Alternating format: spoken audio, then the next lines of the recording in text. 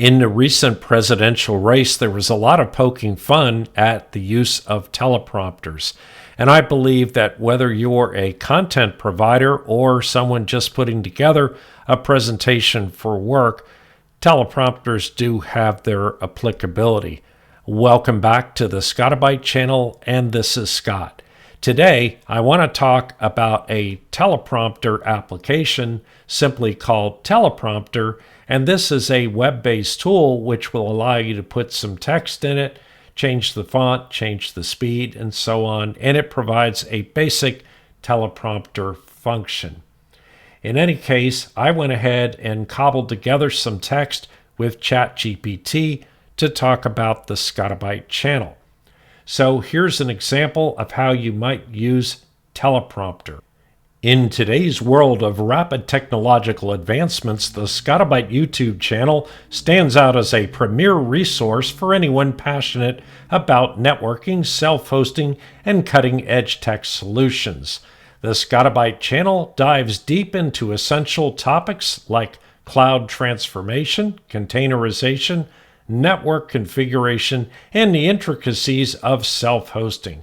Whether you're configuring a personal server, optimizing your network for speed and reliability, or hosting services securely in your own environment, Scott provides step-by-step guidance tailored for both beginners and seasoned tech enthusiasts. The true advantage of the Scotti-BYTE channel lies in its applicability. Scott focuses on real-world scenarios, breaking down complex challenges into clear, actionable solutions.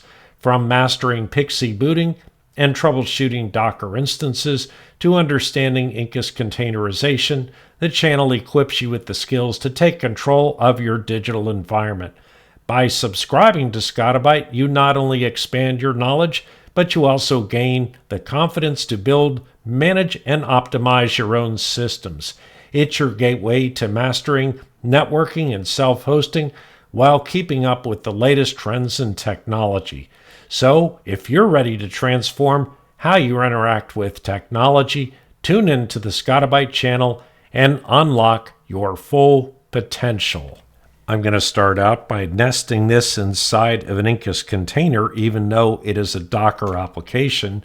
And one of the questions that I had been asked previously is, why don't I use Docker OCI containers? And the answer is I do use Docker OCI containers. I just don't use them when there are multiple containers required for a single application, because I feel like it's a little bit more straightforward to host it nested inside of a single Incus container where all the pieces of the application are in one place, and overall the overhead is only about 150 megabytes. So here I launched a new container called Teleprompter with Ubuntu 24.04. I gave it the default profile. I also gave it the bridge profile, which we discussed in Incus Container step by step, and I did that to push it out onto the main LAN. I set up boot.autostart equals to true, and I set up security.nesting equal to true because it will be a Docker container nested inside of an Incus container. The first thing you want to do anytime you create a new container is to do an apt update and an apt upgrade. And so here I've done that to make sure that everything is up to date. I want to start by installing a basic set of dependencies, and those are going to be curl, OpenSSH server, net-tools, and nano. Since Teleprompter is a Docker application, I want to install Docker from the script on the Docker website with this curl command. Now that Docker's installed, I'm going to go ahead and add myself a user account with the command add user Scott, and I'm going to provide Scott with a password. Now I'm going to add the Scott account to the sudo group, and then I'm going to add Scott to the Docker group, and the purpose of that is so that I don't have to use sudo when performing Docker commands. Now I'm going to go ahead and su over to the Scott account with an su space dash space Scott. Now that I'm over on the Scott account, I'm going to go ahead and make a folder called Teleprompter. Then, now that I have that folder, I'll CD into that teleprompter folder. Let's go ahead and enter the Nano editor for Docker Compose with a nano docker-compose.yml. The teleprompter application consists of two containers, and both of them use the same image.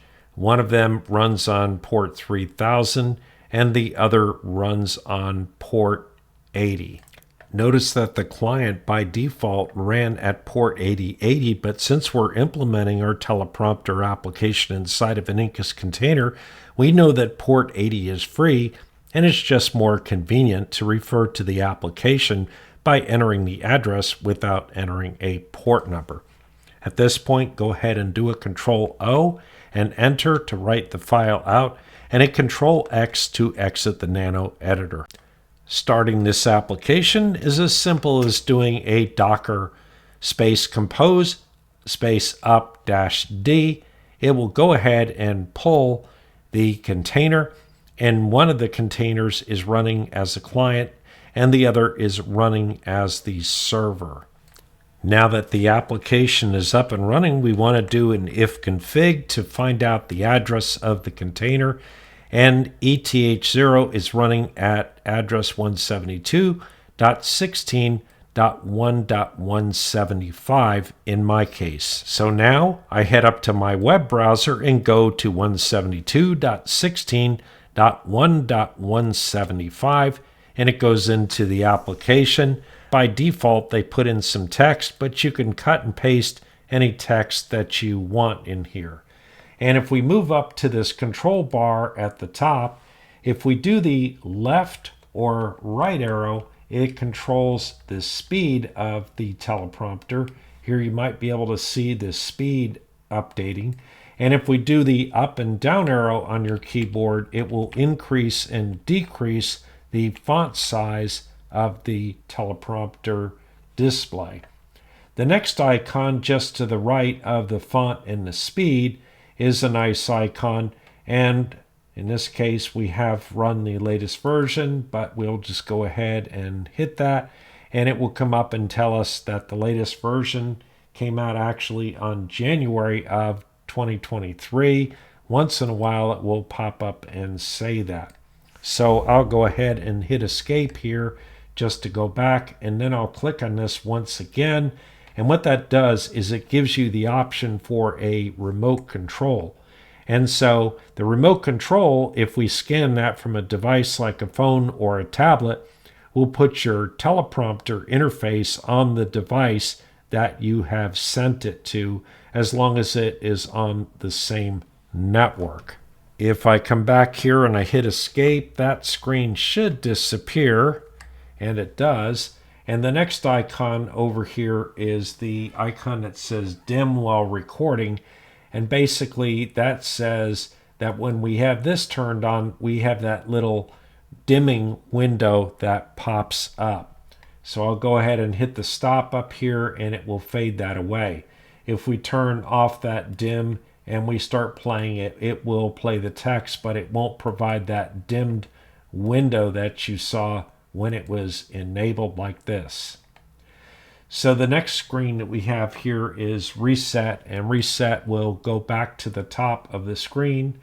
The next icon is the flip text horizontally, and this is if you're using some kind of a mirror for your teleprompter.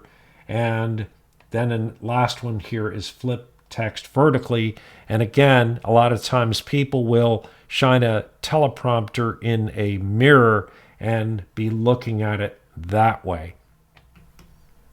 The last icon at the top right is the play/pause button to stop and start the teleprompter.